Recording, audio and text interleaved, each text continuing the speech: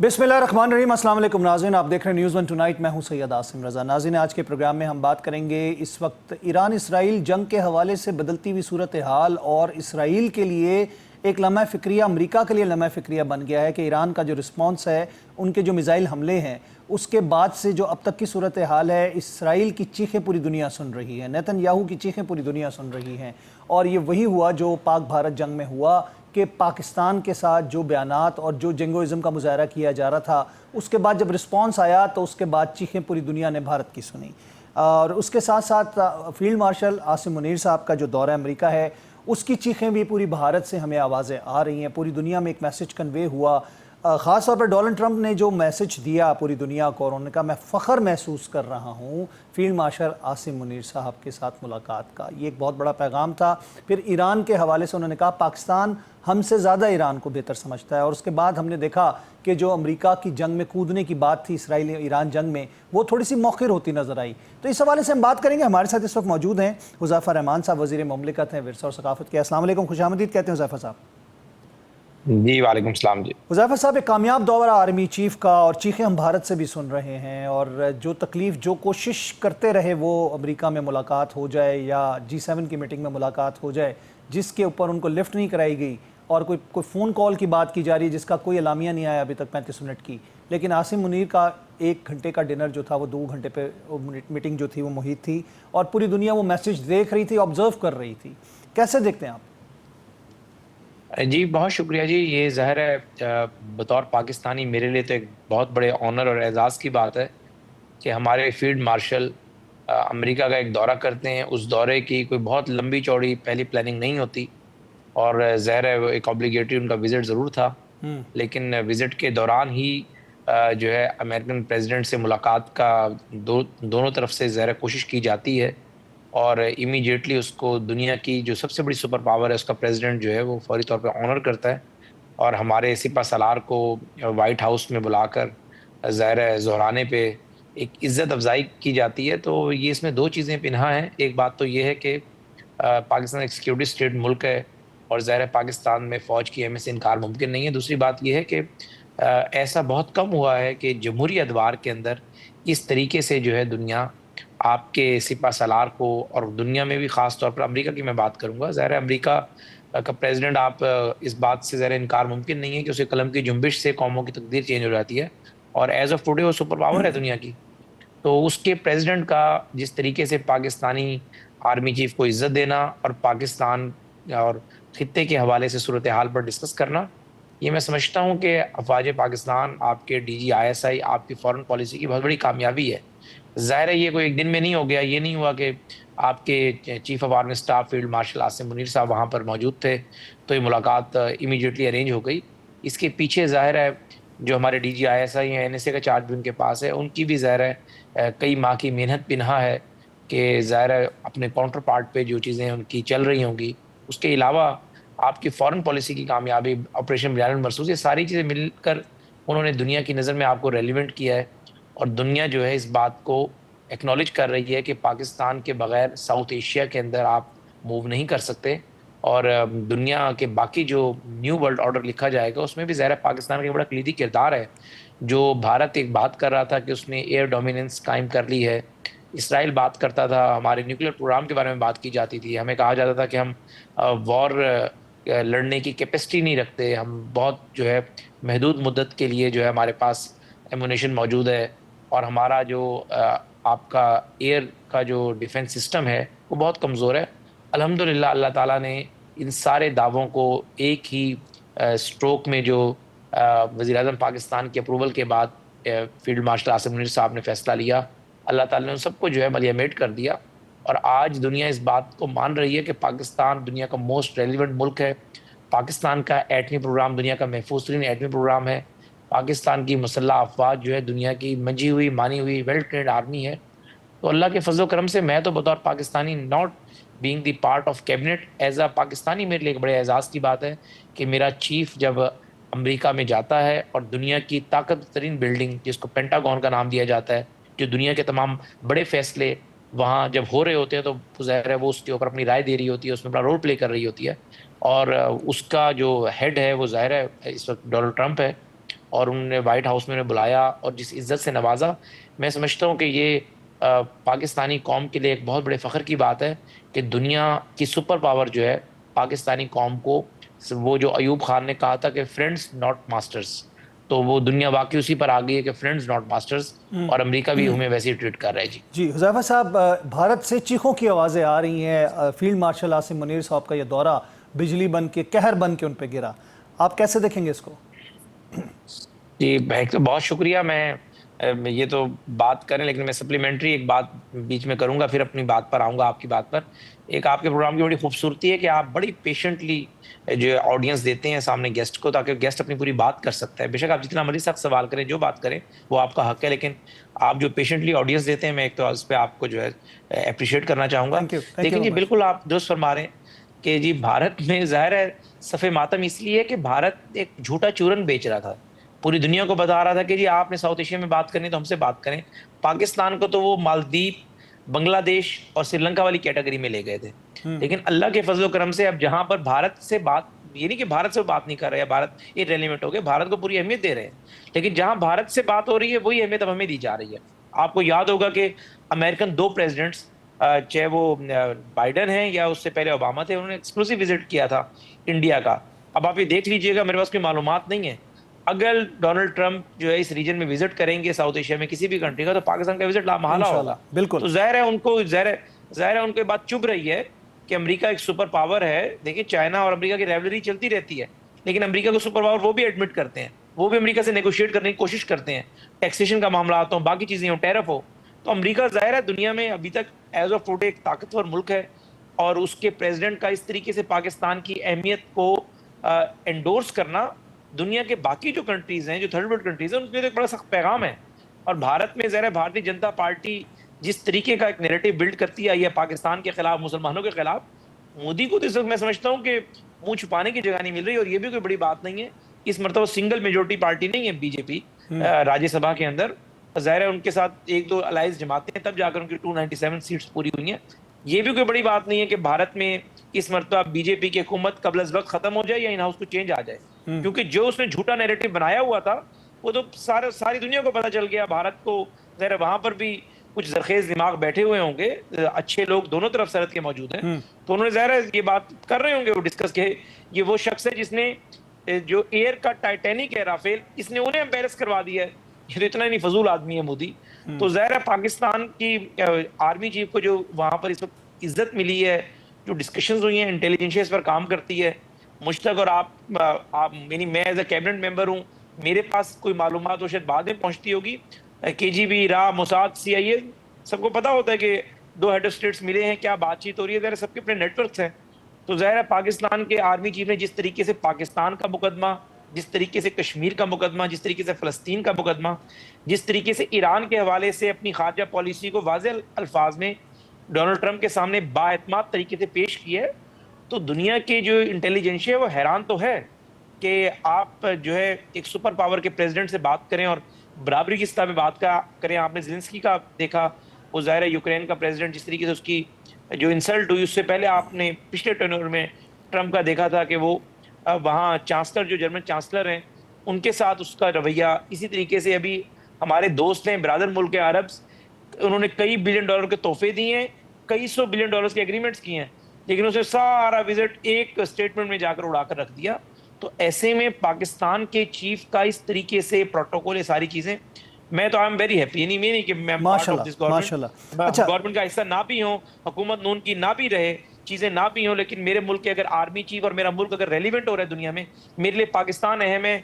पीएमएलएन, हुकूमत, वजारत, ये बाद में आती है, पहले पाकिस्तान है। जी हुज़ैफा साहब, जिस तरह डोनाल्ड ट्रंप ने अपना जंग में शिरकत जो है या उसमें शामिल होना मौखर कर दिया, ईरान इसराइल, और पाकिस्तान के साथ उन्होंने कहा कि ईरान को हमसे बेहतर जानता है पाकिस्तान, ये आर्मी चीफ की मौजूदगी में बात हुई है, फील्ड मार्शल आसिम मुनीर साहब की, तो इससे क्या इशारा आपको नज़र आ रहा है? हमने मुशर्रफ साहब के ज़माने की बात ये नजर आ नहीं, ये इशारा ये नजर आ रहा है कि आर्मी चीफ साहब, मुझे आई हैव नो इन्फॉर्मेशन, लेकिन जो अवेलेबल स्टेटमेंट है डोनाल्ड ट्रंप का, आप मुझे कह रहे हैं कि एक चीज जुबानी स्टेटमेंट है, स्टेटमेंट की ट्रांसलेशन कर दें, जरा तशरीह कर दें। इसकी तशरीह ये बनती है कि हमारे आर्मी चीफ ने बिल्कुल वाज़ेह बताया होगा कि दुनिया की जो तारीख है, अगर ज्यादा परे ना भी जाएं, जब से मैग्ना कार्टा लिखा गया 1215, तब से आज तक कभी किसी ने ईरान पर कब्जा नहीं किया, ईरान पे कोई रूल नहीं कर सका। ईरानी कौम की अपनी एक हिस्ट्री है मुजाहमत की। तो ये सारी बातें मेरे सिपा सलार ने वहां पर जरूर की होंगी, और उन्हें बताया होगा कि अगर आप वॉर में इन्वॉल्व होते हैं या आते हैं तो ये बहुत मुश्किल है कि ईरानी कौम जो है वो वाला काम नहीं होगा कि जो कि सीरिया में हुआ, जो कि मिस्र में हुआ। यहाँ पर ईरानी कौम जो है वो इस रिजीम की शदीद खिलाफ हो चुकी थी। खुमैनी साहब के और बाकी लोगों के ये शदीद खिलाफ थे ईरान में। मैं आपको बता रहा हूँ, वो चूंकि ज़ाहिर लिबरल्स हैं ज़रा ज़्यादा, वो मौलवी की हुकूमत कोई बर्दाश्त नहीं करता। लेकिन इस सारे एपिसोड ने इसराइल के तमाम ईरानी कौम को मौजूदा ईरानी रिजीम के साथ करके खड़ा कर दिया। यकजा कर सारी दिया। बातें उन्होंने की होंगी, यकजा कर दिया कि जी अगर आप रिजीम चेंज भी करना चाहते थे तो रिजीम चेंज के और भी तरीके थे। ये तो कोई तरीका नहीं था कि आपने बमबारी शुरू कर दी, इसराइल ने उनके साइंसदान मार दिए, उसका फायदा ये हुआ कि उन्हें खूब वाली लात पड़ गई है। तो ये बातें बताई होंगी, और ये भी बताया होगा कि अगर आप अपना जो B-52 एयरक्राफ्ट उन्हीं के पास ही है, जो 30 टन के करीब जो है मुनिशन कैरी करने की सलाहियत रखता है, अगर आप वो भेजेंगे तो ये दिमाग में रखें कि रशिया और तरीके से रिस्पॉन्ड कर सकता है, चीन और तरीके से रिस्पॉन्ड कर सकता है। तो खित्ते में हम आपके स्ट्रेटेजिक पार्टनर जरूर हैं, लेकिन ये मुमकिन नहीं है कि खित्ते के अंदर अगर दो और भी सुपर पावर्स बैठी हुई हैं, जिनमें रूस और चीन है, और चीन हमारा ज़ाहिर है एक दोस्त मुल्क है, रूस से हमारे ताल्लुकात ज़ाहिर है नरम गरम जरूर रहते हैं। तो आप अगर इसमें आएंगे तो दुनिया के बड़े बड़े ममालिक इसमें इन्वॉल्व होंगे। तो हमारे सिपा सलार ने ये तो बात मैंने उनकी ट्रांसलेशन से की है कि I have no information at all, लेकिन जो मालूमात है वो ये है कि हमारे सिपा सलार ने इस बात पर जोर दिया है कि इस मसले का पुरअमन हल निकल आए, जो कि दुनिया के अमन के लिए अशद जरूरी है, खित्ते के अमन के लिए जरूरी है। पाकिस्तान ने ऑफर किया है कि अगर पाकिस्तान के जिम्मे कोई काम लगाया जाता है तो पाकिस्तान ज़ाहिर है हमारा, इसराइल को तो मानते ही नहीं है, हमारे उनसे ताल्लुकात तो क्या होने हैं सफारती, हमने तो उन्हें तस्लीम ही नहीं किया एज ऑफ टुडे। ईरान से हमारे बरादरान ताल्लुकात हैं, ईरान वो मुल्क है जिसने सबसे पहले हमें तस्लीम किया था। तो वाज़ेह बात रखी है हमारे सिपा सलार ने भी कि हम इसमें अपना किरदार अदा कर सकते हैं और ईरान को मेज के ऊपर लेकर आ सकते हैं, लेकिन ग्रेसफुल तरीके से। इस तरह की बात कि ईरान कहे कि मैं हार गया हूं, मैं मर गया हूं, मैं जंग शिकस्त खा गया हूं, इन बातों को साइड पर रखकर बराबरी की सतह पर बैठकर पाकिस्तान जो है अपनी सरजमीन प्रोवाइड कर सकता है, इस्लामाबाद जो है इस नेगोशिएशन के लिए बेहतरीन रोल प्ले कर सकता है, ताकि जो है दोनों ममालिक खित्ते में किसी बड़ी वार की तरफ जाने के बजाय इस मसले का जो भी आज तक हो गया, इसका पुरअमन हल निकाला है। तो पाकिस्तान का यही स्टांस है, और यही स्टांस हमारे सिपा सलार ने भी वहां पर रखा है। जी बिल्कुल। हुज़ैफा साहब, अगर हम बात करते हैं, ट्रंप साहब की एक ग्लोबल पीस अवार्ड की ख्वाहिश भी है, ये सबको मालूम है, और वो कहते हैं मैं जंग ख़त्म करवाने आया हूँ।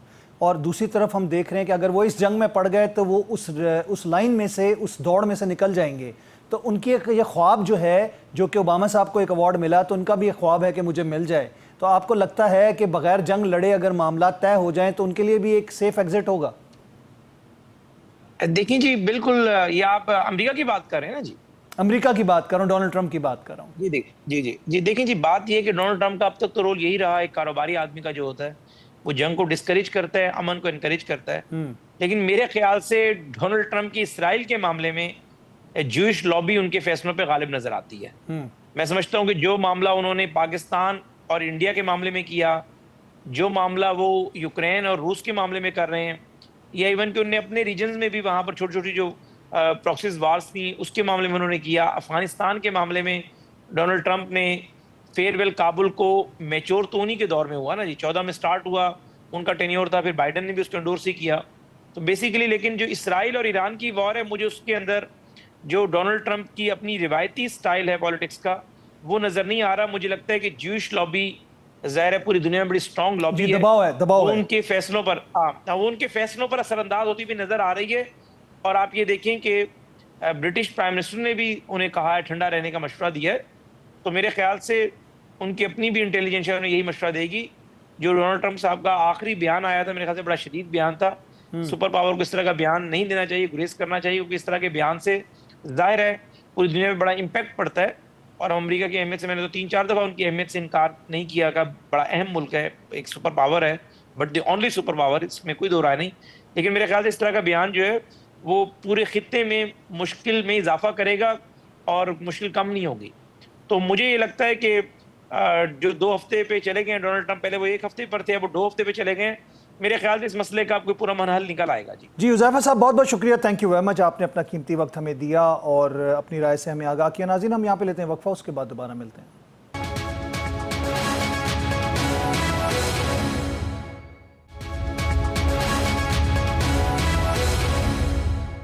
जी, इस वक्त हमारे साथ मौजूद हैं air vice marshal retired Sajid Habib साहब, दिफाई तज्ज़ियाकार हैं। साजिद साहब, आपको खुशामदीद कहते हैं।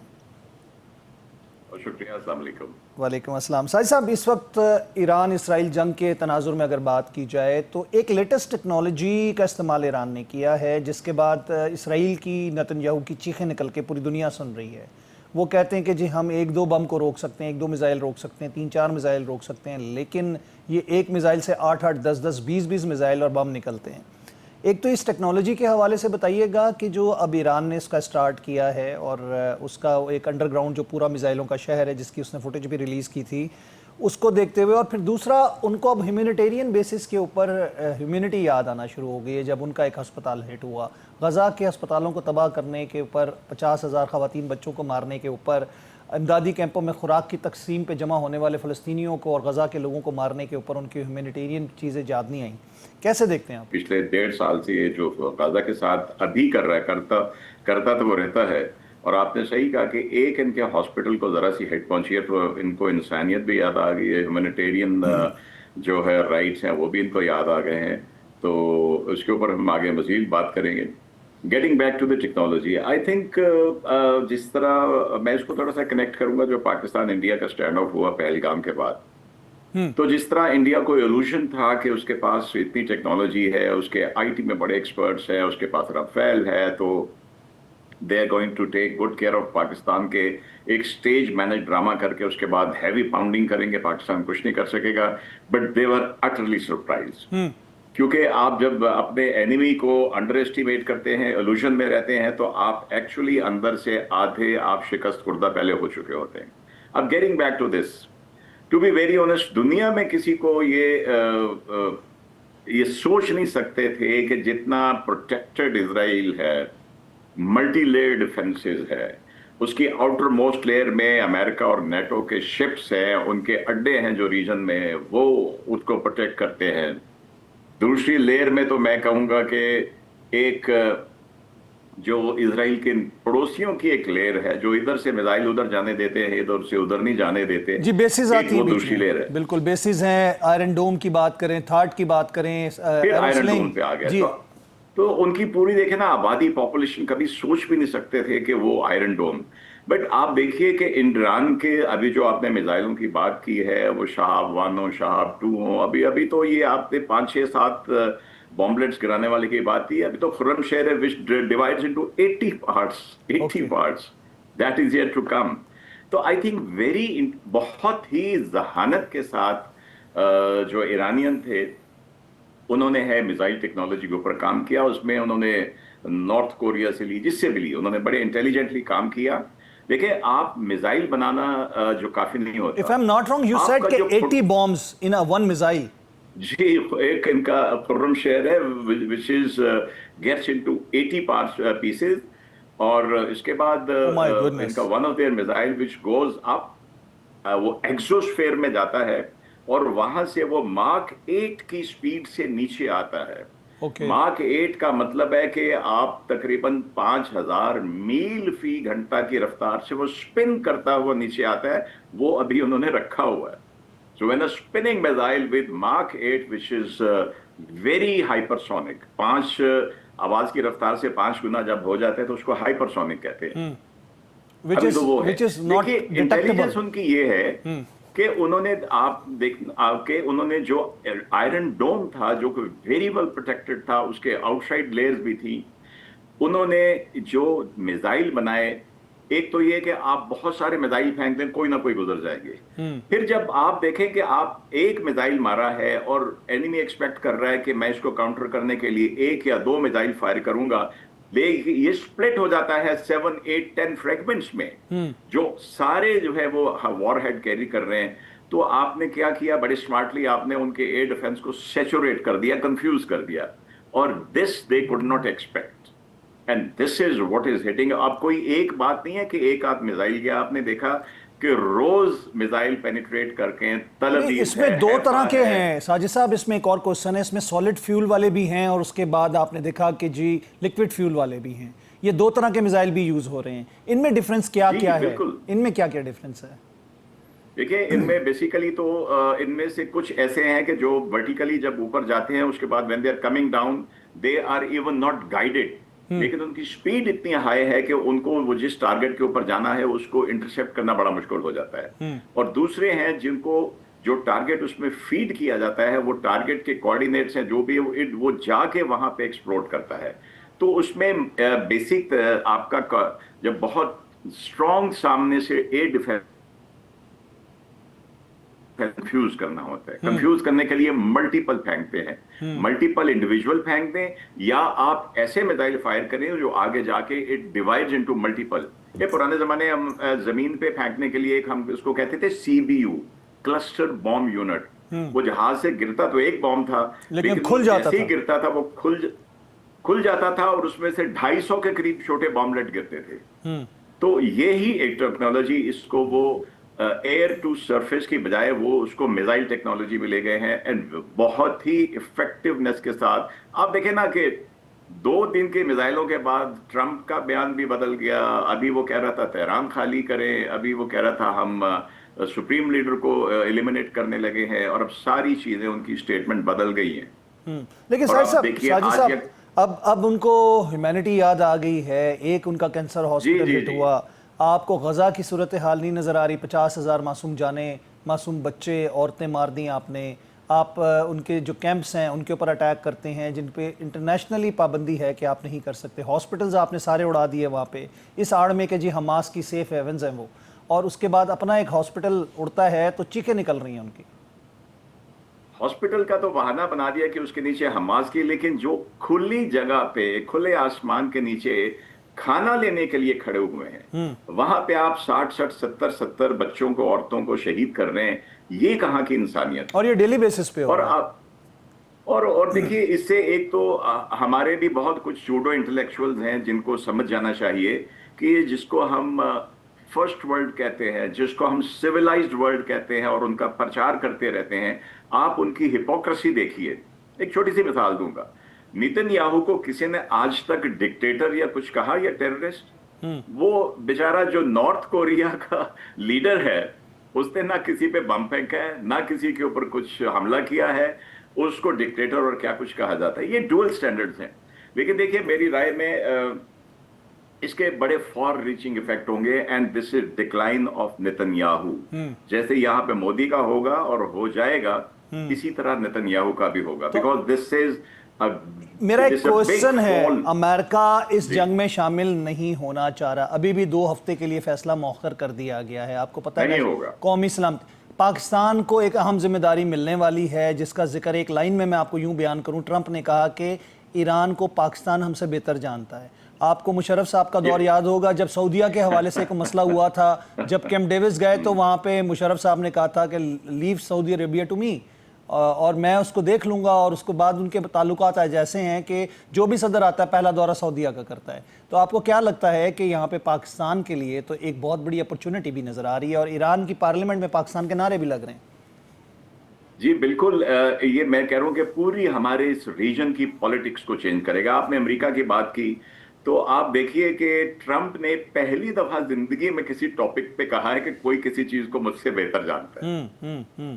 आप उनकी जो भी स्टेटमेंट सुनते हैं, he says nobody knows better than I know them best, I know that best, I know that best. और पहली दफा उसने फील्ड मार्शल आसिम से मिलके, बिकॉज ही नोज के पाकिस्तान ने एक तो प्रूव किया है, और दूसरी बात यह कि यस, उसने भी देखा है कि जो रॉ का और मोसाद का गठजोड़ था ईरान के अंदर, वो एक्सपोज हो गया।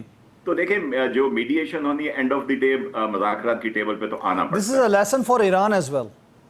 This is a lesson. Absolutely. मैंने तो कुछ दिन पहले ही कहा था कि इस वॉर के बाद ईरान एक हमारा बहुत अच्छा दोस्त हमसाया बन के निकलेगा, जो पहले नहीं था। I will be very candid. और उसका फॉलो आउट आप ये देखेंगे साजिद साहब के थोड़े दिनों में आपको BLA वाइपरेट होती हुई नजर आएगी। बिल्कुल ही शुरू हो गई है जी। और कितने ही अफगान नेशनल जो बलोची थे, हो जाएंगे, जो बलोची थे, जो अफगान नेशनलिटी लेके पासपोर्ट बनवा के ईरान में मुकीम थे, उनके मरने की खबरें भी आ रही हैं, जो BLA के अरे लोग। सबसे बड़ी जो आपके एग्जाम्पल है कि कुलभूषण पकड़ा गया तो ईरानी पासपोर्ट था उसके पास। ऐसे ही है, ऐसे ही है। तो लेकिन अभी आप देखें ना, अभी जो जैसे आपने जिक्र किया कि परसों तशक्कुर पाकिस्तान के नारे लगे हैं, तो उनको समझ आ गई है।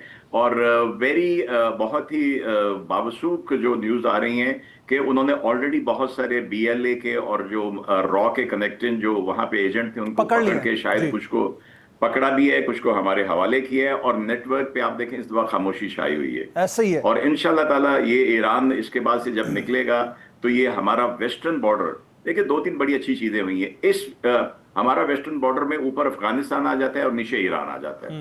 जब हमारा टाकरा भारत से हुआ और हमने उसको टका के जवाब दिया, तो 2 दिन के बाद ही अफगान वजीर खारजा चाइना में, वहां पे चाइनीज और हमारे इसहाक डार साहब गए और पहली दफा अफगानिस्तान ने ऑफिशियली अनाउंस किया कि जो पाकिस्तान में जाके दहशतगर्दी या हमले कर रहे हैं ये हराम है और ये वापस आ जाएं वरना इनके खिलाफ कार्रवाई की जाएगी। तो हमारा अपर वेस्टर्न बॉर्डर और इसके बाद हमारा लोअर वेस्टर्न बॉर्डर, और इंशाल्लाह ताला इस शर में से हमारे लिए बहुत खैर निकलेगी। थैंक यू वेरी मच, बहुत शुक्रिया साजिद साहब, थैंक यू वेरी मच। आपका इस वक्त हमारे साथ मौजूद हैं major general retired Zahid Mahmood sahab. खुशामदीद कहते हैं जनरल साहब आपको। थैंक यू जनरल साहब, इस वक्त हम बात कर रहे हैं ईरान इसराइल जंग के हवाले से, और एक नेटवर्क पूरा निकल के आ रहा है जो कि अंदर से ईरान को खा रहा था, जिसमें किलिंग्स और सारा टारगेट किलिंग के हवाले से बात की गई। उनकी क़यादत, उनकी मिलिट्री क़यादत को उन्होंने निशाना बनाया, उनके साइंटिस्ट को, जिसमें रॉ और मुसाद नेटवर्क सामने आ रहा है। आप कैसे देखेंगे इसको? जी देखिए Asim, thank you very much for the invite पहले तो। लेकिन हम देखते हैं कि जो रॉ का और मुसाद का जो कोलैबोरेशन है ये तो बहुत अरसे से जारी है जी, इंक्लूडिंग BLA, बल्कि अगर हम कहें तो वो बेहतर है जी। बिल्कुल बिल्कुल, ये तो उनकी प्रॉक्सीज हैं और उनको वो यूज़ कर रहे हैं। और एक बिग एक उन्होंने कह लें कि कंपनी खोली है जिसके अंदर लॉट ऑफ फ्रेंचाइजेज उन्होंने अपने टेक ओवर कर ली हुई हैं और उन्हीं को वो यूज़ करते हैं। अब हमारा जो पहलगाम का भी आप देखते हैं कि इसके बीच में भी प्रिंट मिलते हैं जिसमें मोसाद वगैरह शामिल हैं। उन्होंने हसन करवाया उनको, उन्होंने कहा कि जी हमने ईरान को तो हम डील कर रहे हैं तो आप इसको डील करें, this is the best time. Balochistan में सिचुएशन है, खैबर पख्तूनख्वा में सिचुएशन है, देयर सिचुएशन एल्सवेयर ऑल्सो, तो आप इसको ज़रा बेहतर है कि आप इसको डील कर लें। वो तो उनके सर पे गिरी है जी, जिस तरीके से पाकिस्तान की कौम ने अपने नेशनल रिजॉल्व की साथ रिस्पॉन्ड किया है, गले पड़ गया जी हाँ, तो उनके गले पड़ गया। तो वो of course it has impacted, but they both have lot of collaboration and cooperation. और एक सिक्के के दो रुख हैं, और लिक्विड पार्टी और भारतीय जनता पार्टी, RSS, वहाँ पे यहाँ पे हिंदू ज़ायनिज़म है, वहाँ पे वो उनका जूइश ज़ायनिज़म की कोलैबोरेशन है। बोथ हैव लार्जर डिज़ाइंस थोड़े से, और यहाँ पे ये हेजमोनिक सोच है, वो ज़रा डायरेक्शनल अपने लोगों को, एनिमीज़ को निकाल के, तो लेटर ऑन सर कहा जाता है कि हर क्राइसिस में कोई अपॉर्चुनिटी होती है। अब ईरान को ये चीज़ रियलाइज़ हुई है। हमने देखा कि रोज़ाना की बुनियाद पे इंडियन और मोसाद के लोग और इवन अफगानी उसमें पकड़े जा रहे हैं, BLA के लोग पकड़े जा रहे हैं। आपको नहीं लगता कि इससे कम से कम हमारा ये फितनतुल हिंदुस्तान वाला चैप्टर जो है वो क्लोज होगा? जी इंशाल्लाह। अब देखिए पाकिस्तान ने एक तो सबसे इम्पोर्टेंट ये है कि हमारे जितने भी एनिमीज़ हैं वो सारे अब एक बास्केट में हमें सामने नजर आ रहे हैं। तो once you know your enemy that then to handle और tackle, once you know your enemy visible, तो आपको बिल्कुल क्लियर पता चल रहा है। और इसलिए तो ये फितनतुल हिंदुस्तान देख लें या फितनल खवारिज और इनकी अभी कम्बिनेशन है।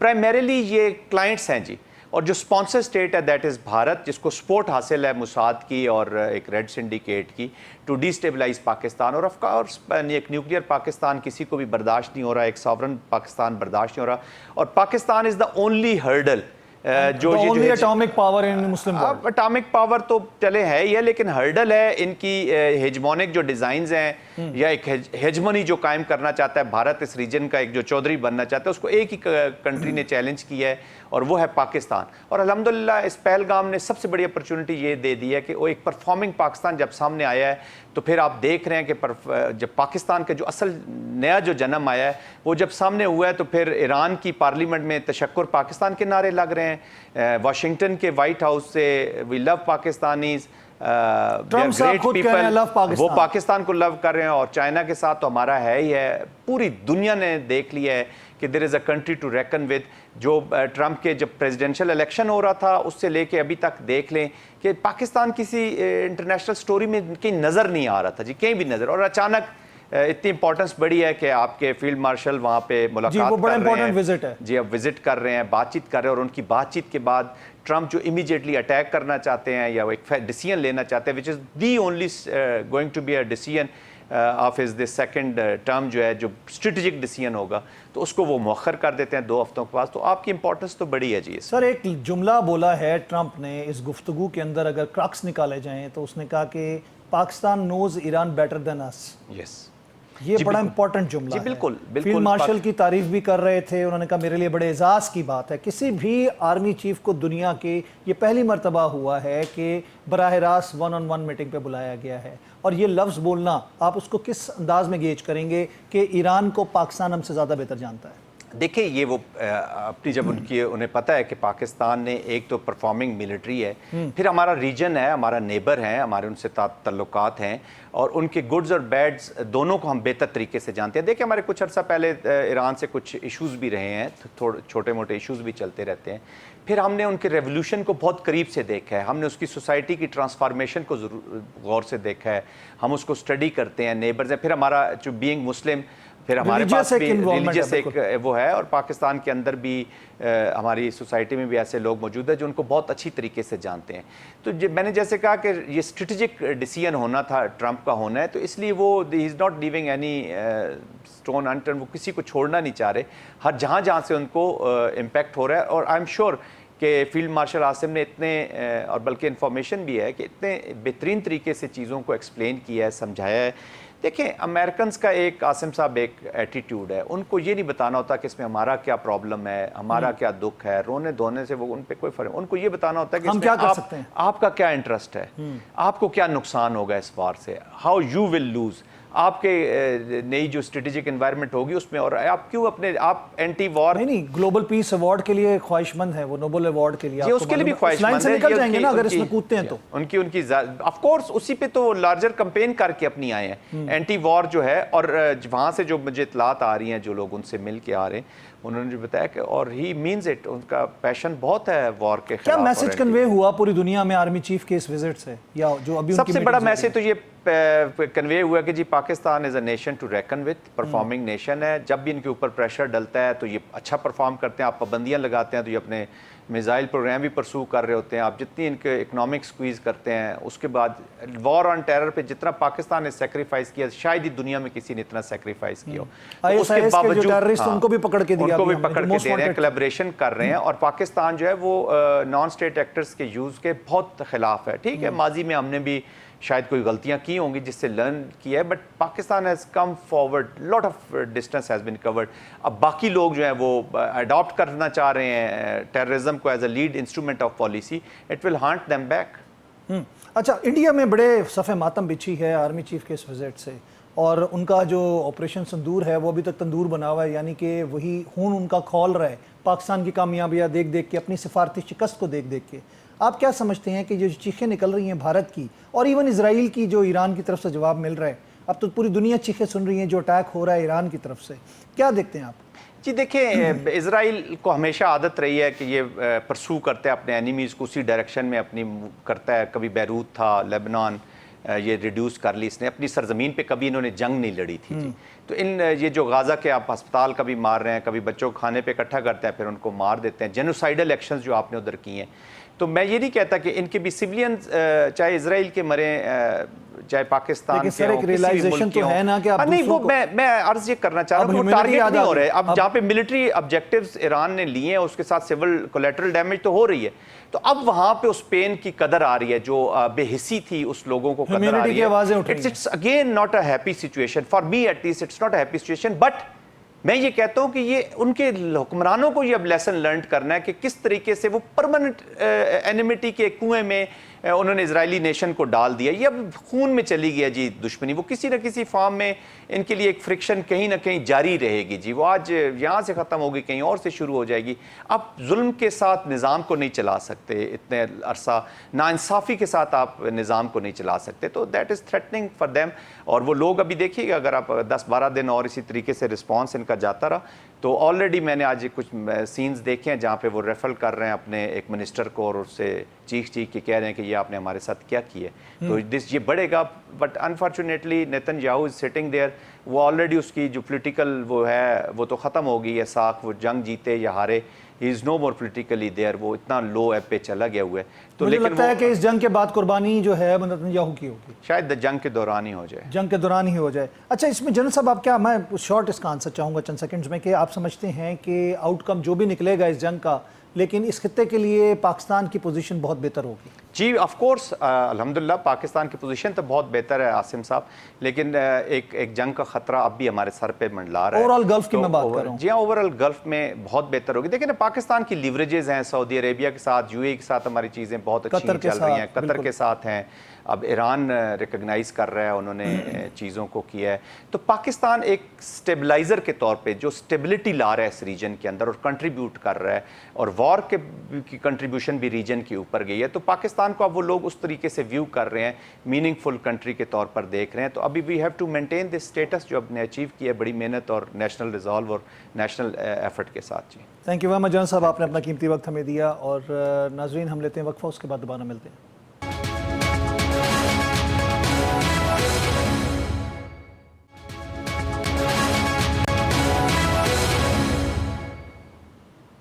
वेलकम बैक नाज़रीन, एक दफ़ा फिर खुशामदीद कहेंगे आपको। और प्रोग्राम के इस हिस्से में हमारे साथ मौजूद हैं फ़याज़ुल हसन चौहान साहब, साबिक सूबाई वज़ीर और सीनियर सियासतदान। अस्सलाम वालेकुम फ़याज़ साहब, खुशामदीद कहेंगे आपको। वालेकुम सलाम। अच्छा फ़याज़ साहब, इस वक्त हम बात करें, एक तो आलमी तनाजुर में इसराइल और ईरान जंग चल रही है, दूसरा पाक भारत जंग के बाद भी हमने देखी कि जो सूरत हाल थी उस दौरान भी और अभी भी हम भारतीय प्रॉक्सीज़ को कुछ ना कुछ एजेंडा टो करते हुए देखते हैं पाकिस्तान के अंदर। तो आप क्या समझते हैं कि मुल्की सालमियत के लिए हमारी यकसुई कितनी ज़रूरी है? बिस्मिल्लाहिर्रहमानिर्रहीम। देखिए, बुनियादी तौर पर इस वक्त पाकिस्तान की आवाम और पाकिस्तान की जो फौज है वो एक प्लेटफार्म पे खड़े होकर नजरियाती बुनियादों पे जनाब पाकिस्तान के दुश्मनों से जंग लड़ रही है। लेकिन दूसरी तरफ इस वक्त इसराइल और इंडिया की प्रॉक्सीज हैं जो पाकिस्तान के अंदर भी हैं और पाकिस्तान से बाहर भी हैं, जो डॉलर्स कमाने के लिए अजीत ड्योल नेटवर्क के ऊपर काम करते हुए, और ये सारा अजीत ड्योल नेटवर्क है।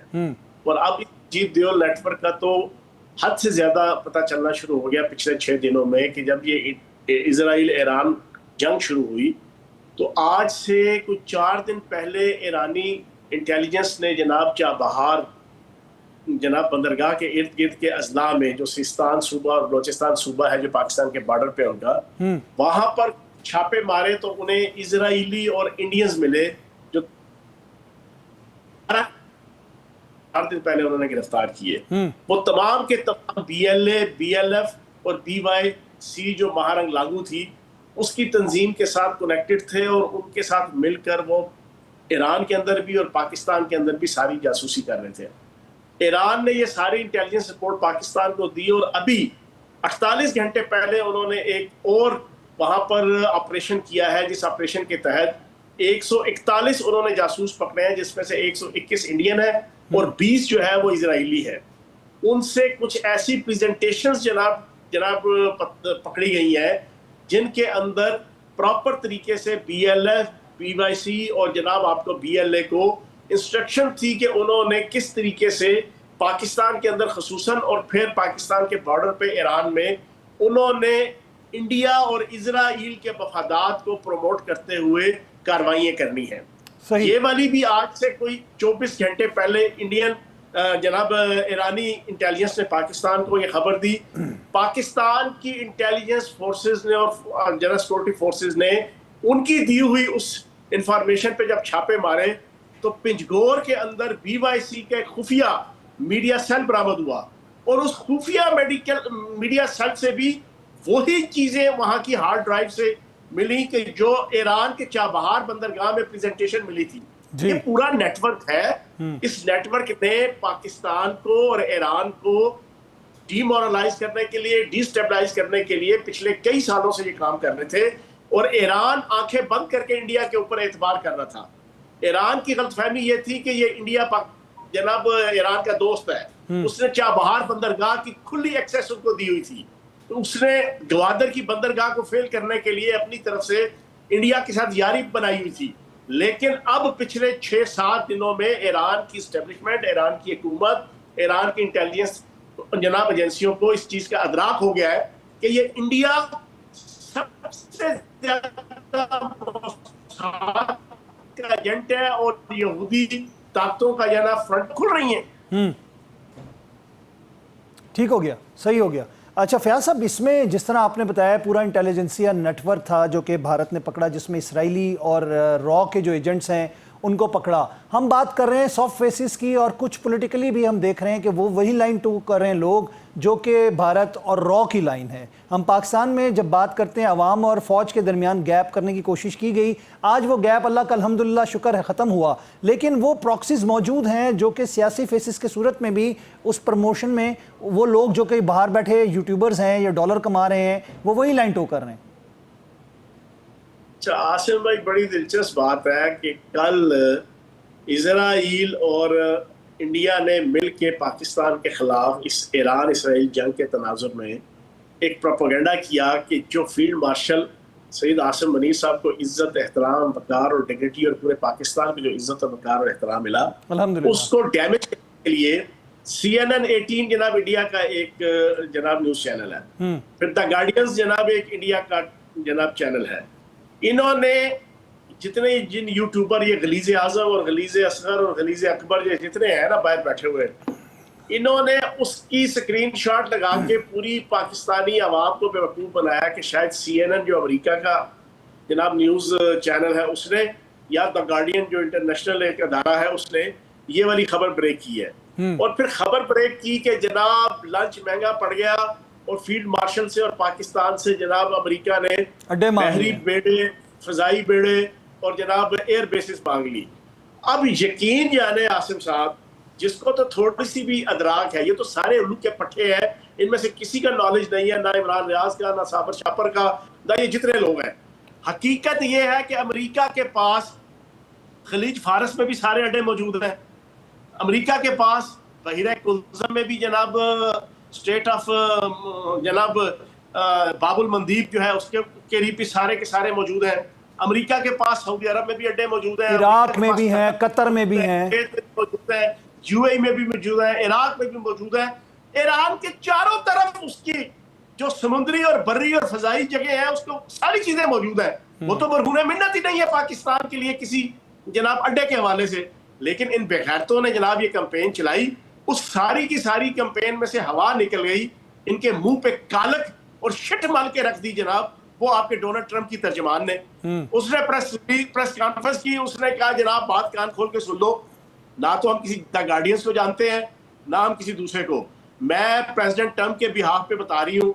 उन्होंने कहा है जी 15 दिन से ठंड मुठे, जाओ अपना अपना ला लो, अमेरिका कोई जरा किसी किस्म की इस जंग के अंदर इन्वॉल्व नहीं हो रहा। ये किसने डिप्लोमेसी की? ये पाकिस्तान ने की और फील्ड मार्शल आसिम मनीर ने की। ये किसने जनाब डोनाल्ड ट्रंप को समझाया कि जनाब आप यहूदी लॉबी और सहूनी ताकतों की शहर में आकर अपने अमेरिका को और अपनी पर्सनैलिटी को डैमेज मत करें, आप मौका दें, हम इसको पीसफुली एमिकेबली तो ये सारी चीजें जो है इजाफा कर रही हैं। और इनके जनाब इसी पे अमेरिका के सदर का बयान भी था फयाज साहब कि उन्होंने कहा कि पाकिस्तान ईरान को हमसे ज्यादा बेहतर समझता है। यार वो तो एक लंबी बहस है ना, कि जो खुद वो आए कल, उसने कहा कि भाई मुझे फख्र है कि मैं फील्ड मार्शल आसिम मनीर से मेरी मुलाकात हुई। उसने कहा कि field marshal Asim Munir Iran Israel जंग से खुश नहीं है। उसने कहा कि ईरान को फील्ड मार्शल आसिम मनीर से ज्यादा मैं नहीं जानता, वो ज्यादा जानते हैं। अब पीछे क्या रह गया आप बताओ ना, आप भी माशाल्लाह सीनियर जर्नलिस्ट है, हमने भी सारी उम्र जनाब सियासत और जनाब जर्नलिज्म में खपाई है इस मीडिया में। और भाई उस बंदे ने, अमेरिका ने अपनी हिस्ट्री में पहली दफा किसी मुल्क और किसी शख्सियत को इतनी अहमियत, इतनी रिस्पेक्ट दी है, और फिर आगे से उसका रिजल्ट भी आया है। आगे से रिजल्ट ये आया 15 दिन के लिए वो अमेरिका के जो तत्ते तवे पे बैठा हुआ था कि अभी नहीं तो जनाब आज नहीं तो कल, कल नहीं तो अभी मैं जनाब ईरान इसराइल जंग के अंदर कूद रहा हूँ, मैं अभी जनाब बमबारी करने लगा हूँ, मैं अभी B2 बमबार लेकर आ रहा हूँ। और B2 बमबार तैयारी की तो पिछले 3 दिन से 4 दिन से सुबह दोपहर शाम आपका यूरोपी मीडिया और इजरायली मीडिया जनाब उसकी जनाब तस्वीर कशाई कर रहा था, लेकिन अचानक उसने कहा नहीं 15 दिन भाईजान बिल्कुल ठंड मुठ, बिल्कुल सुकून, 15 दिन हमने दिए और मुझे यकीन है कि इंशाल्लाह पाकिस्तान और फील्ड मार्शल आसिम मनीर बड़े अच्छे तरीके से एमिकेबली ईरान को अच्छे तरीके से इस चीज पे ले आएंगे और इस खत्ते को और इस दुनिया को मजीद तबाही से इंशाल्लाह बचा लेंगे। अच्छा फैजुल हसन चौहान साहब, इस वक्त इसराइल की चीखें पूरी दुनिया सुन रही है। हमने जैसे भारत की चीखें सुनी थी और उन्होंने जाके ट्रंप के घुटने पकड़े थे और पाकिस्तान से सीज फायर करवाया था, इस वक्त इसराइल के ऊपर पूरी दुनिया कह रही है कि तारीख है कि इतना नुकसान, इतना डैमेज जो ईरान का जवाब रिप्लाई आ रहा है, एक एक मिसाइल में से 20-20 मिसाइल निकल आते हैं, वो किसी को नहीं रोक पा रहे। उनका आयरन डोम फ्लॉप, थर्ड फ्लॉप, उनका पैट्रियट फ्लॉप, उनके तमाम एरो स्लिंग्स और सारे मिसाइल एरो 3 वगैरह सब फ्लॉप हो गए। वो खुद कह रहे हैं कि हम एक को रोकते हैं तो 20 निकल आते हैं। तो कैसे देखते हैं ईरान के जवाब को आप? देखिए ईरान बड़ा अच्छे तरीके से सारी चीजों को मूव कर रहा है। ईरान के पास 3 किस्म के मिसाइल हैं आसिफ सर। आपके प्रोग्राम की वसात से जरा पाकिस्तानी को कुछ टेक्निकल इंफॉर्मेशन मैं दे दूं। उनके पास एक सबसोनिक है, एक सुपर हाइपरसोनिक है और एक जनाब हाइपर सुपरसोनिक है। अब ये जो सबसोनिक है ये मैक 1 इनकी जनाब स्पीड है। मैक 1 जो है वो 1236.8 किलोमीटर पर आवर की स्पीड पे जो चलता है उसको मैक 1 कहते हैं, उसकी जो यार्ड स्टिक है। मैक 1 है आपका सबसोनिक, फिर इनके पास है मैक 2 और मैक 3 के सुपरसोनिक, फिर इनके पास हाइपर सुपरसोनिक है जो मैक 5 से लेके मैक 10 तक की स्पीड रखते हैं। और मैक 10 का मतलब है 12,336.8 किलोमीटर। मैक 1 को आप 10 से मल्टीप्लाई करें। अब इन्होंने क्या किया, इन्हें बड़ा जोर था इजराइल को कि इनके पास 4 लेयर्स हैं जनाब अपनी एयर डिफेंस की। एक जनाब आपका आयरन डोम है, फिर जनाब आपका डेविड स्लिंग्स है, फिर उसके बाद एरो 1 है, फिर एरो 2 है। 400 से लेके 4000 किलोमीटर तक उन्होंने कहा जी हमने सारा कुछ जनाब छता हुआ है। अब इसका प्रॉब्लम ये है इनके जनाब एयर डिफेंस सिस्टम का कि जब एक दफा एक्टिवेट होता है ना तो उसको 11 मिनट चाहिए होते हैं उसका सॉफ्टवेयर हार्डवेयर टेक्नोलॉजी को दोबारा रीसेट होने में और दोबारा अपने आप को इफेक्टिव करने में। 11 मिनट इजराइल के जनाब इस पूरे डिफेंस सिस्टम को, उसमें जनाब आयरन डोम से लेके डेविड स्लिंग से लेके एरो 1 एरो 2 एरो 3 सारे शामिल हैं। अब ईरान क्या कर रहा है, ईरान अपने लो लेवल के जो 2 मिसाइल है ना सबसोनिक और जनाब सुपरसोनिक, उनको पहले भेजता है। वो सारे के सारे इनके जनाब जो लेयर्स है ना वो एक्टिवेट हो जाती हैं और फिर उसके रास्ते में ही इराक से, खलीज फारस से, बहरीन कुल्ज़म से, आप जनाब शाम से, उर्दन से भी उनको इंटरसेप्ट करके 60% को वो मार देते हैं। लेकिन जब 40% आके गिरते हैं ना तो गिरने के बाद वो एक्टिवेट होता है उनका जब एयर डिफेंस सिस्टम, तो उसको दोबारा रीएक्टिवेट होने के लिए 11 मिनट चाहिए होते हैं। उन 11 मिनट में हम इसने भेजना शुरू कर दिए हैं हाइपर सुपरसोनिक। वो पीछे से हाइपर सुपरसोनिक उस 11 मिनट के अंदर अंदर आके वो जाके इजराइल को बेड़ागर्क कर रहे हैं। अब इजराइल परेशान है कि 11 मिनट के अंदर अंदर पीछे से वो मिसाइल आता है कि जिसकी वॉरहेड की कैपेबिलिटी, कैपेसिटी और एबिलिटी वो एक बेहतरीन किस्म की है। तो मैं ये समझता हूं कि ईरान बड़ा इफेक्टिवली सारी चीजें चला रहा है। और काश अगर ईरान को रशिया और चाइना और शुमाली कोरिया मुसलसल इनको ये हाइपरसोनिक मिसाइल देते रहे तो मैं कहना भावे 16 ना करो, ये महीना लाई रखो। इजराइल तो कम से कम इसकी कुड़कुड़ खत्म हो, ये हमेशा के लिए उसका जोम टूटा खत्म हो जाए जी, उसका घमंड टूटा। बहरहाल मुझे उम्मीद है कि पाकिस्तान और फील्ड मार्शल आसिम मनीर कोई ना कोई मेडिएशन करके, कोई ना कोई आर्बिट्रेशन करके इसका हल निकाल लेंगे इंशाल्लाह। बहुत बहुत शुक्रिया फैजुल हसन चौहान साहब, आपने अपना कीमती वक्त दिया। नाज़रीन कराम, प्रोग्राम का वक्त ख़त्म हुआ चाहता है। बात यही है कि जिन कौमों के अंदर अज़्म हो, जिन कौमों के अंदर हौसला हो, वो कौमें डट जाती हैं। उनकी तादाद भी कम हो, बेशक उनके पास रसद की कमी हो, असले की कमी हो, लेकिन उनके हौसले बुलंद हो तो वो उसी तरह डटती हैं जिस तरह ईरानी कौम हमें नज़र आती है। बात वही है, नस्रुन मिनल्लाह व फतहुन करीब। जिस तरह पाकिस्तान ने अपने अज़म का मुज़ाहरा किया कि हमारी अमन की ख्वाहिश को कमज़ोरी ना समझा जाए। तो ईरान की जानिब भी एक जार है, इसराइल उसके ऊपर हमला आवर है, और जिस तरह मासूम लोगों को वो गज़ा में निशाना बनाता है, अल्लाह ताला उसको आज वो दिखा रहा है। और जिस तरह हॉस्पिटल्स और जैसे उनके स्टॉक्स इन बिल्डिंग्स और उनके घरों में सिविलियंस पे लोग पे बम गिरते हैं तो उनकी चीखें निकल रही हैं, तो उनको उन हया के 50,000 उस गज़ा के 50,000 बच्चों और औरतों की फ़िक्र होनी चाहिए कि जिनको उन्होंने मारा। इस वक्त नेतन्याहू को मेरे ख्याल से एक सबक आमोज़ शिकस्त दे रहा है ईरान, और इसी हवाले से हम देखेंगे कि इंशाअल्लाह वो दिन करीब नहीं है कि इसराइल का जो जोन था जो टूट चुका है उसका इख्तिताम भी बहुत करीब नज़र आएगा। मैं चाहूँगा आपसे इजाज़त, अल्लाह ने के बाद।